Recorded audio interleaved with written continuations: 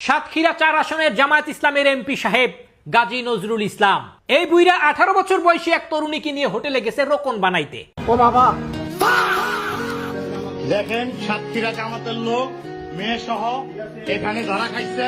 এই এমপি সাহেবের মানসিক এবং শারীরিক লালসার মাত্রাটা দেখছেন। ধরা খাওয়ার পর আবার নাটক সাজানো শুরু করছিল।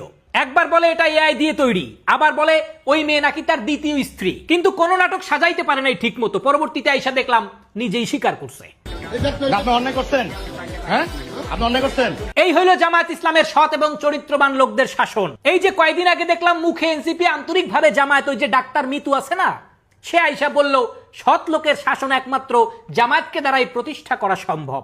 দেশে সৎ লোকের শাসন প্রয়োজন, আর এই সৎ লোকের শাসন একমাত্র জামাত ইসলামী দিতে পারবে। এখন আমার প্রশ্ন হচ্ছে, বাংলাদেশে এত রাজনৈতিক দল থাকতে মিতু আপার এই জামাত পছন্দ হইল কেন? মিতু আপাই এত ভক্ত জামায়াতের, এইটা আমার বুঝে আসে না। জামাতিরা এরা যে কি খাওয়ায় সেটা তো আমার থেকে এখন আপনারাই ভালো জানেন। জামায়াত ইসলামের সৎ এবং চরিত্রবান নেতাদের আরো কিছু কৃতকর্ম আপনাদের সামনে তুলে ধরতে চাই। এই যে কয়েকদিন আগের ঘটনা, জামায়াত ইসলামের একজন নেতা সন্ধ্যার পরে এক মহিলার বাসায় গেছে তাবিজ বেচতে।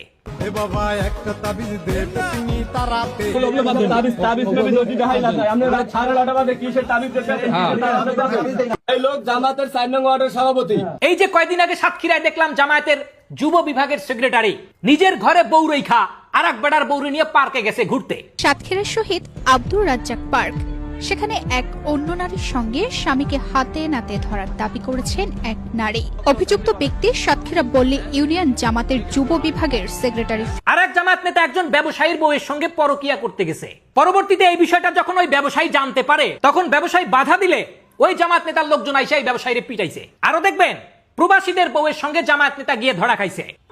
কোথায় বাসা, কোথায় কোন ইউনিয়নের? ভালো করে কাজ, জামাত ইসলামের একজন কর্মী, সক্রিয় কর্মী। জামায়াত নেতাদের এইরকম ঘটনা একের পর এক দেখাইতে পারবো, শেষ হবে না। জামায়াতের বুইরা বুইরা খাটাসের চরিত্র, এরা ঘরের মধ্যে সুন্দর সুন্দর বউ রেখাও যদি কচি ডাবের স্বাদ নিতে যায়, তাহলে জামায়াতের যেই সকল যুবকের এখন পর্যন্ত বিয়া করে নাই, তাদের অবস্থাটাকে একটু চিন্তা করে দেখেন।